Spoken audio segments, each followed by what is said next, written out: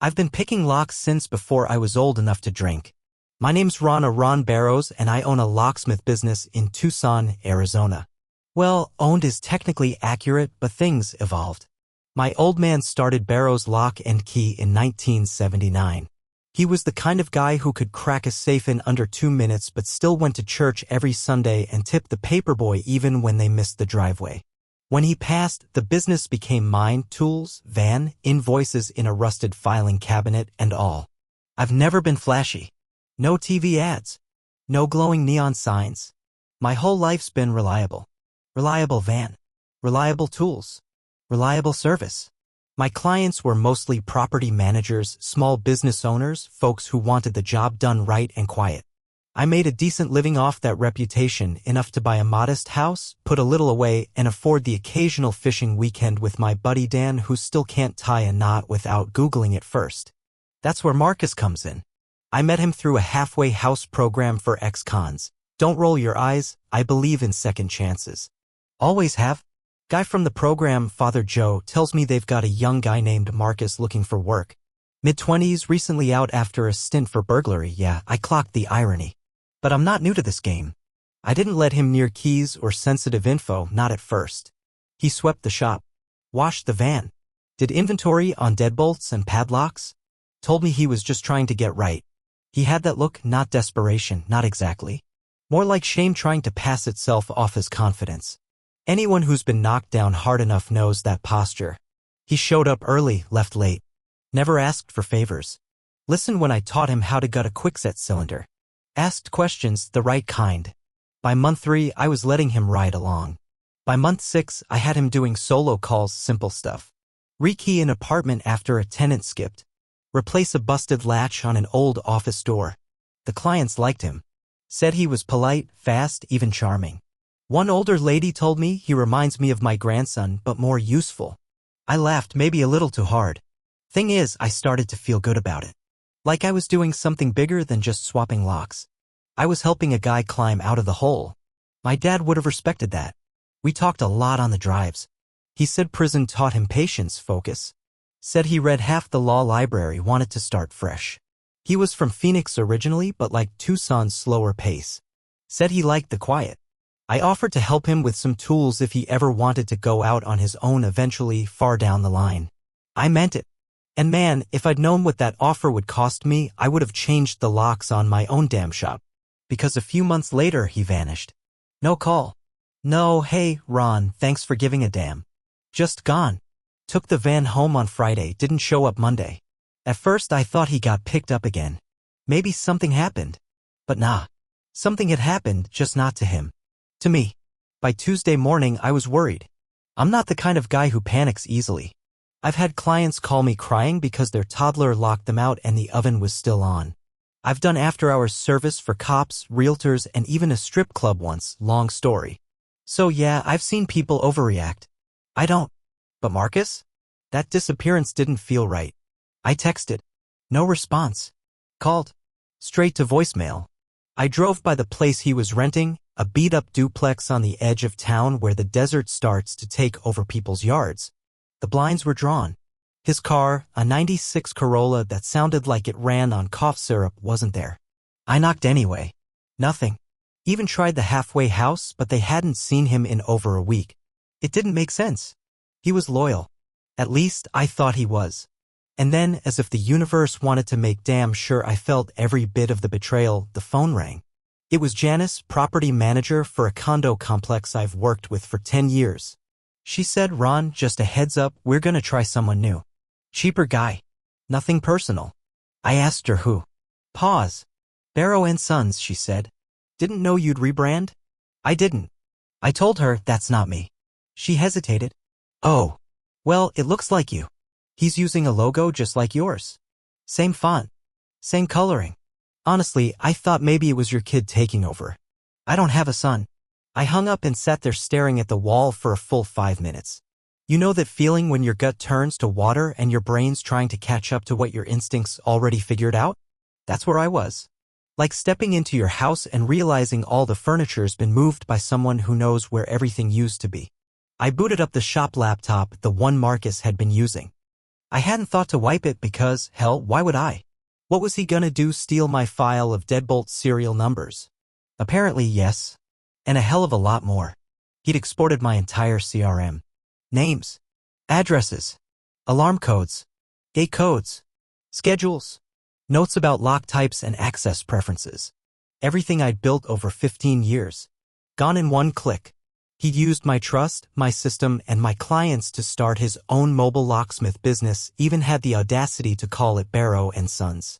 My name. Just dropped the S. Clever. Bastard. The cherry on top? He was undercutting my rates by 15%. Exact same services. Exact same quotes. My actual PDFs, the ones I made just with his new phone number at the bottom. No originality. No soul. Just a parasite wearing my skin. I sat there, staring at my laptop screen, breathing through my nose like I was trying to stop myself from punching a wall. I trusted him. Trained him. Given him a way out. And he used it to rob me blind. And the worst part? I almost admired the precision of it. Almost, but not quite. Because now it wasn't about locksmithing anymore.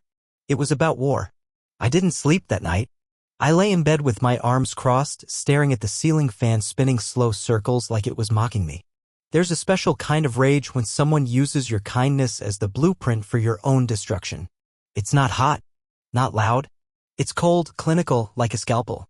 That was me right then. Not furious. Focused.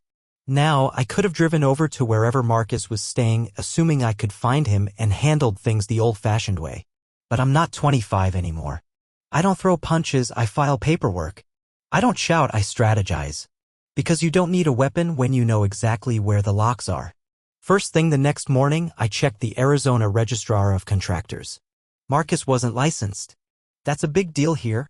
In Arizona, locksmiths are regulated under Title 32. You need to register, prove you're bonded, insured, and in some counties, even submit fingerprints.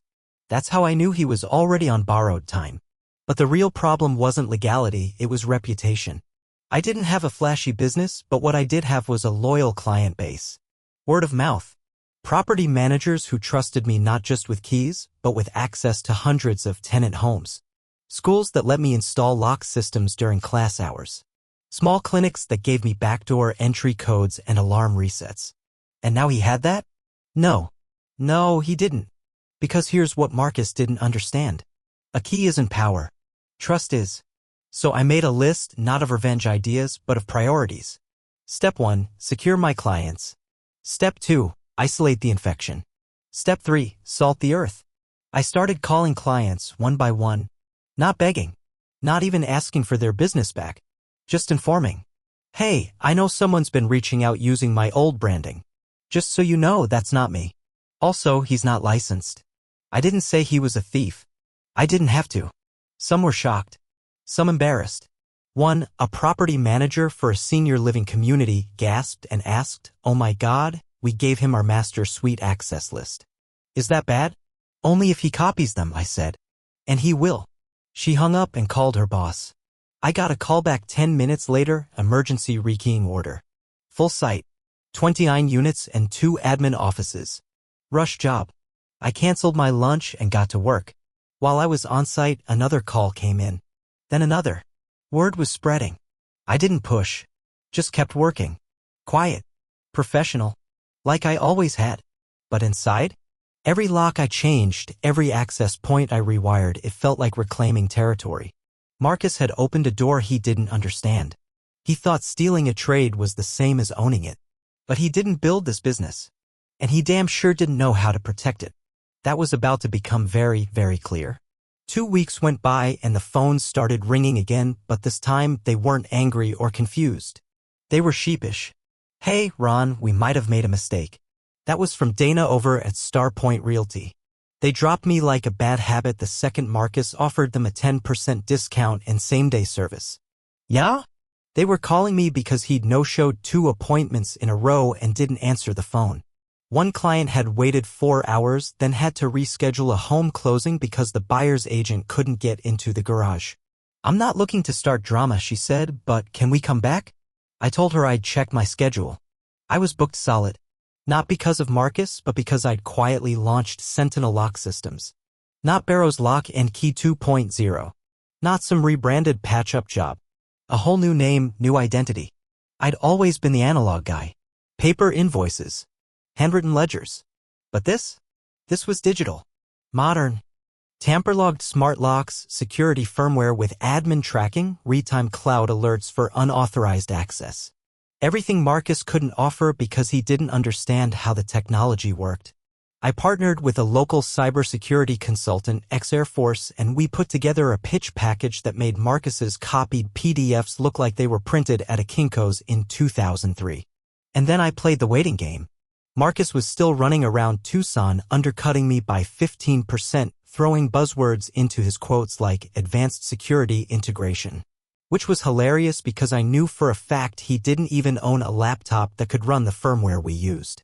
I even had one of my newer clients, a local CPA firm, forward me an email where Marcus tried to explain how encryptolocking systems worked.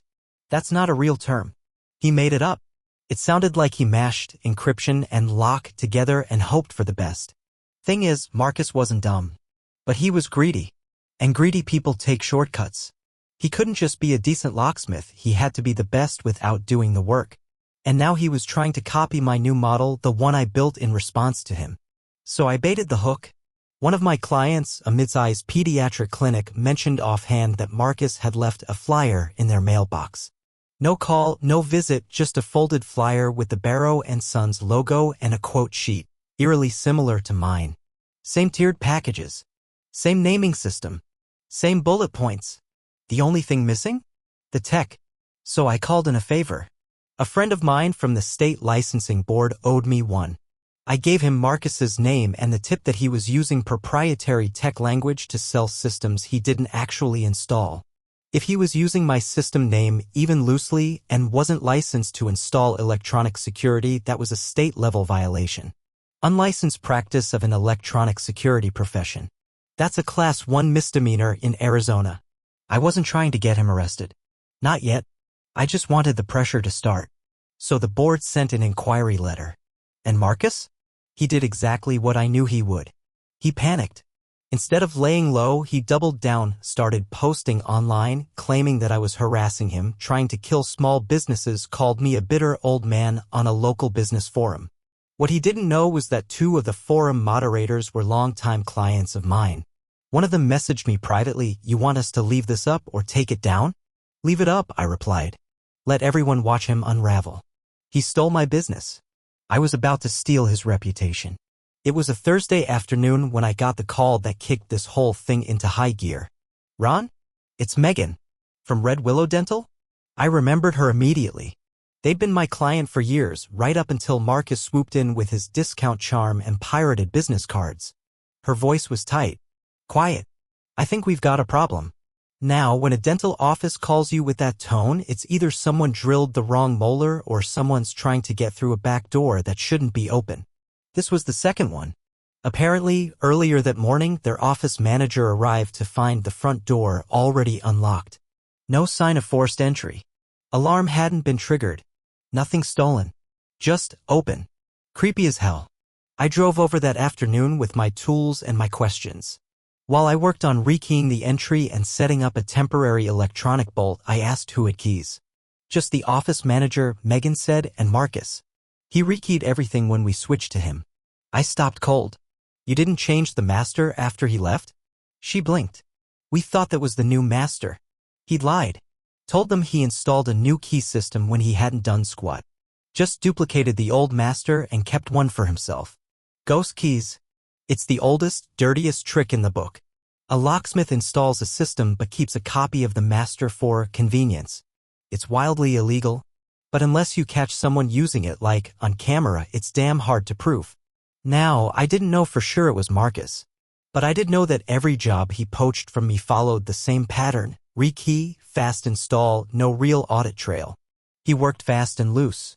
Probably saved time by cutting corners, maybe even kept master copies on purpose, thinking no one would notice. But they were noticing now. The next day, I started getting quiet calls. 3.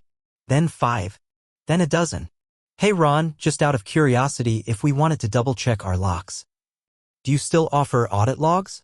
Would you be able to verify the integrity of what was installed here? They didn't want to say it, but I heard the message loud and clear. Marcus had poisoned the well. All I had to do was offer clean water. So I leaned in. Sentinel Lock Systems started offering a new package, Key Trust Certification. Every job came with tamper-evident seals, verified key counts, and a locked cloud report of who had access to what. I didn't charge extra. Not at first. Just made it the new standard. Clients loved it. Not because they understood all the tech hell, half of them barely checked their email, but because it felt safe. It felt accountable. And Marcus? He tried to copy it. Of course he did. One of my clients forwarded me an email he sent out advertising his own KeyGuard verified installations. Sound familiar? Only problem? His package came with none of the tech. No verification. No encryption. Just a buzzword salad he slapped together in Microsoft Word with a clip heart badge on the bottom. It was like watching someone try to fake a diploma by drawing it in crayon. I didn't say a word. Didn't respond. Didn't threaten legal action. I just forwarded it anonymously to the state board again. Second complaint. Multiple clients were now raising concerns about false security claims. That meant regulatory interest. Maybe even criminal if the ghost key story panned out. But I wasn't satisfied yet. Marcus took something from me, not just business, but pride. Integrity. The name my father built. And now I was going to take from him the one thing that fueled this entire scam. His image. Because if trust was the foundation of this trade, then I was going to burn his reputation to the damn ground. About a week after the Key Trust rollout, I started noticing something interesting. Marcus had gone quiet. Not totally silent, I wasn't that lucky, but quieter. No new online ads. No social media posts. No aggressive undercutting. His Google listing, which used to boast fastest locksmith in Tucson, with 5 suspiciously perfect reviews, was suddenly down to 3 stars. I clicked through. The newest review? Didn't show. No refund. Had to call someone else. Greg B. Another? Said he installed high-security lock. Locksmith I hired after said it was standard issue. Waste of money. Shelly R. There it was. Cracks in the mask. The glitter was flaking off. He was drowning and I hadn't even touched him yet. But now I was ready to. I reached out to an old client of mine, Evan. Tech writer. Smart guy. Used to run the security column in the Arizona Sun-Times before the paper went belly up and he went freelance. He owed me a favor from back when I installed tamper-proof locks on his mom's house after a nasty divorce. No charge. Just helping someone who needed it. I emailed him one sentence. You ever want to write about why small businesses should care who's holding their keys? He responded within an hour. We met at a diner off Speedway. I bought him a cup of burnt coffee and laid it all out. Not in a vengeful way. Not slander. Just facts. The ghost key story. The fake tech packages. The licensing issues. The name theft. I showed him screenshots, forwarded complaint letters, even a couple of emails where clients had unknowingly shared that Marcus used my invoices as templates, some with my own typos still in them. Jesus, Evan said, flipping through a printed packet. This guy built a discount brand out of your skeleton. No, I said. He built a house of cards using my lumber. I just stopped supplying him. A week later, the story went live. The locksmith trap, how unlicensed imitators are undermining small business security. It wasn't about Marcus by name. Not directly. But anyone in Tucson reading it, especially my former clients, knew exactly who it was about. Evan had done his homework. He quoted sections of the Arizona revised statutes about locksmith licensing, highlighted how clients were at risk from fake digital security claims, and included a line that made me choke on my coffee. In one reported case, a technician allegedly provided encryption-backed locks, a term that does not exist in any known security manual. I didn't need fireworks. Just that sentence. That one dagger, cloaked in dry tech reporting, aimed straight at Marcus's ego. The next morning, I got a text from a number I didn't recognize. Funny article. Enjoy your 15 minutes. I didn't reply, but it confirmed what I already knew. Marcus read it. And it stung. Later that day, a fellow locksmith, Frank, good guy, runs a shop across town, called me. You see Marcus's site? He asked, laughing. No. He's rebranding. Again. Whole thing's down. Just a landing page now. Says under maintenance. Interesting. I checked it myself. Sure enough, gone. Replaced with a stock image of a key in a lock and a single line. Exciting new updates coming soon. It was like watching a bad magician yell "Tada" after sawing himself in half. He wasn't updating. He was retreating. And he didn't even know the real show hadn't started yet. Because the FBI wasn't involved. Yet, by now Marcus was spiraling. I didn't need to see him to know it. The guy had tried to build an empire on a pile of wet cardboard, and the Arizona summer was finally bearing down on him. After the article hit, I got more than just client callbacks. I got inquiries. From other locksmiths. From 2 HOA boards. From a security consultant in Phoenix. And from a man named Agent Knox, no joke, with the FBI's Cyber Crimes and Financial Crimes Division out of their regional office in Phoenix. He wasn't calling about me, thank God. He was calling because my name had come up in a complaint they'd received from a federal medical contractor. Something about a malfunctioning security system installed by a subcontractor who had no license, no documentation, and no manufacturer authorization for any of the gear he installed. I listened carefully. The clinic in question had been one of mine, before Marcus poached them. Sir, Agent Knox said very dryly, would you happen to have documentation proving you were the original installer of their access system? I did. Every line of it. Model numbers. Serial numbers. Digital handover forms signed by the administrator. I emailed him a zip file within 15 minutes. 10 minutes later, he called back. So let me ask you, do you know a Marcus Ellison? I let out a slow breath. Oh, I know him. You could say we used to work together. Knox was quiet for a second. You're not the only one. We've got 3 separate complaints in 2 states about this guy, all tied to medical or financial facilities. All claiming high-grade lock tech that doesn't exist. And now we're looking at possible wire fraud, unlicensed practice across state lines, and misuse of restricted installation specs. I sat back in my chair. I didn't want to cause trouble, I said honestly. I just wanted my name cleared. Knox chuckled.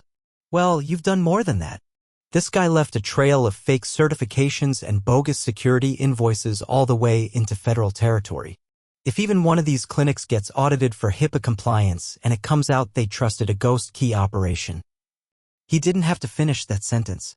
Fines. Lawsuits. Insurance liability. Not for me. For Marcus. And for anyone dumb enough to hire him. Knox asked if I'd be willing to make a formal statement. I said yes. Gladly. Off the record, he added, hell of a job covering your bases. I read that article. Smart move, staying off the warpath and letting the paper trail do the talking. I'm a locksmith, I said. I don't kick down doors. I make sure they can't be kicked. We ended the call. I sat in my quiet shop, surrounded by lock cores and blank key tags, and just breathed for the first time in months. I didn't know exactly how long it would take for the feds to make their move. But they'd already started pulling the thread. And Marcus had tied the knot himself. That night, I got a text from a mutual acquaintance. Someone who used to bartend where Marcus liked to hold his business meetings. He was in tonight. Looked like hell. Kept saying I'm being set up. I smiled. Not a big smile. Just the kind that knows justice is pacing toward the door. Because when you steal a man's name, lie to clients, fabricate security, and walk through doors you were never meant to enter, eventually someone knocks back.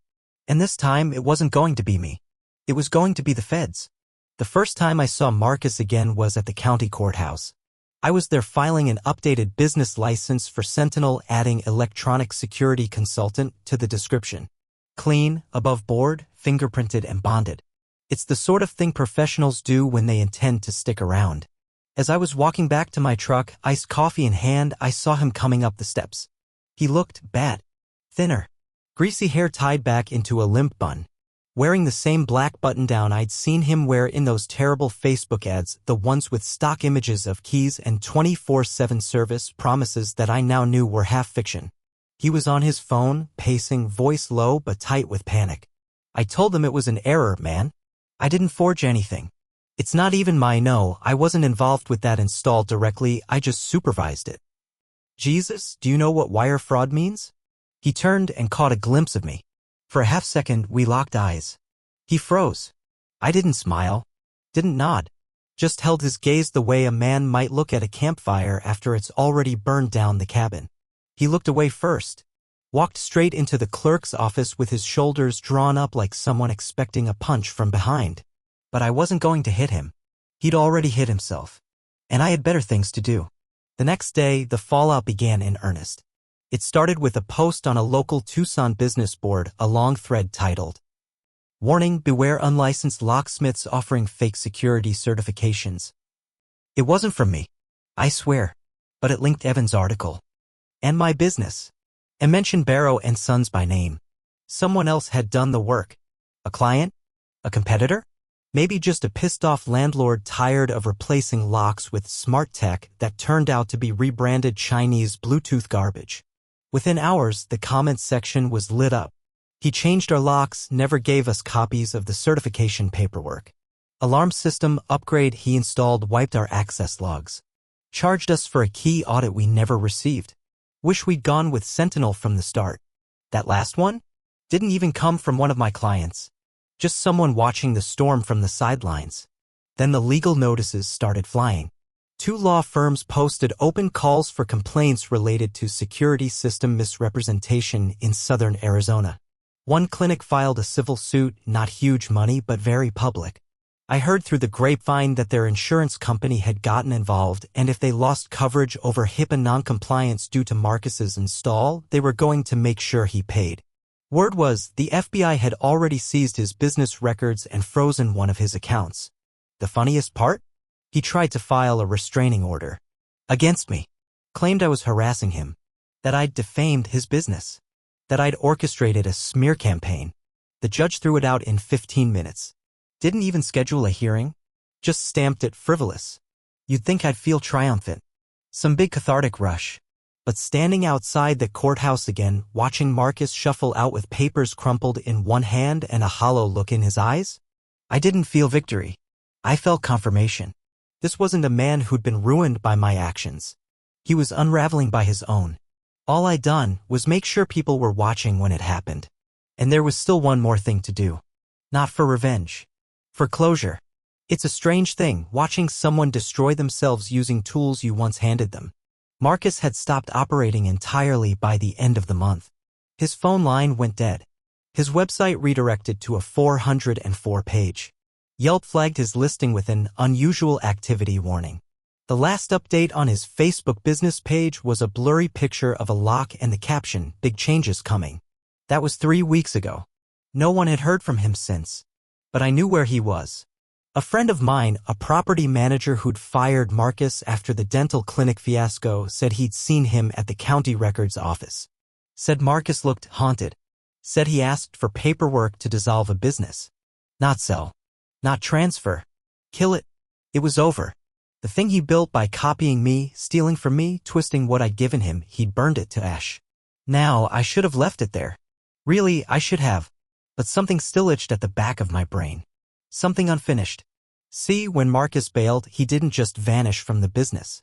He vanished from the properties he'd touched. And a few of those clients, the smart ones, called me to audit their systems after the news broke.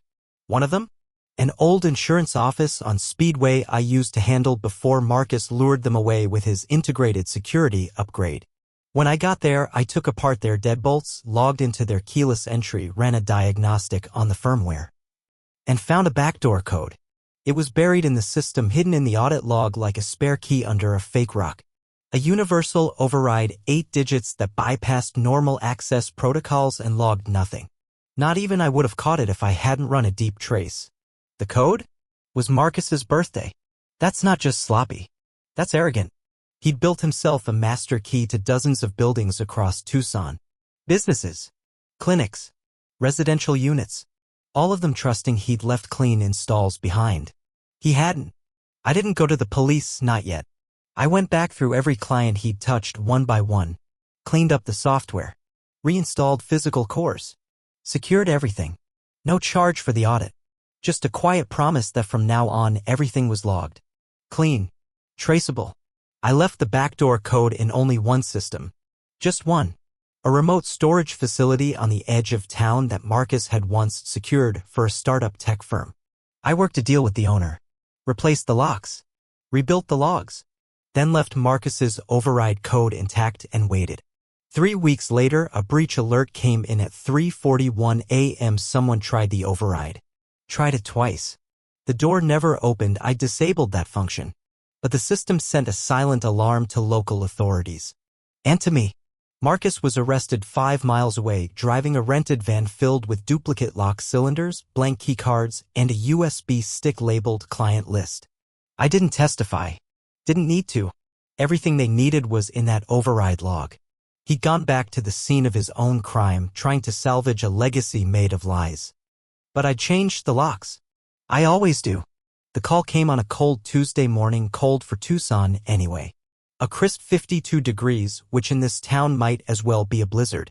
I was standing in the shop's back room organizing brass blanks into their usual trays when my phone buzzed. Unknown number. Area code 602 Phoenix. I answered, expecting a vendor. Mr. Barrows? This is Agent Knox. Just wanted to close the loop. He sounded calmer this time. Less clinical. More like a man ticking a final box. Marcus Ellison pled out yesterday. Interstate fraud, unlawful access to secured systems, and operating without licensure. Got him on 2 felonies, 1 misdemeanor. He'll serve 18 months, maybe less if he behaves. I didn't say anything. There's more, Knox added. He gave a full confession. Turns out your theory was right. He kept duplicate key logs and override codes on several properties, some tied to federal contracts. That's what nailed it. You probably saved some clients from getting absolutely buried in liability. Still, I didn't say anything. I just stared at the sunlight hitting the dust-covered edge of my workbench. That beam of light hit the same place every morning. Even when everything fell apart, it never changed. Anyway, Knox finished, on behalf of the Bureau, thanks. You did more by staying above it than most people do going low. After he hung up, I stood there for a long time, listening to the ticking of the old wall clock. I should have felt elated. Vindicated. Hell, maybe even smug. But I didn't. What I felt was clean. It was over. Marcus wasn't some master criminal. He was a reckless kid with a stolen toolkit and no compass. A hollow man who thought ambition could replace ethics. He could have been great if he'd just stayed the course. But he wanted shortcuts, not standards. He didn't just lose. He unlocked his own downfall. And me? I rebuilt everything. Sentinel Lock Systems isn't flashy, but it's solid. Reliable. Booked out 4 weeks in advance, mostly by referrals. I work when I want now. I do consulting gigs for realtors, hospitals, even a couple of out-of-state schools looking to overhaul their access systems. I don't see clients anymore as just clients. I see them as something Marcus forgot they were. People who trust you. Last week, a teenage kid knocked on my shop door. Said his uncle used to be a locksmith and he wanted to learn the trade. Asked if I offered apprenticeships. I studied his face. He had that same glimmer Marcus once had, sharp, eager, hungry. I thought about it. Then I handed him a padlock and a tension wrench. Tell you what, I said. Pick this open and we'll talk. He grinned. Got to work. And me? I sat back and watched. Because some doors deserve to be opened the hard way. And the rest? They stay locked. Just like they should.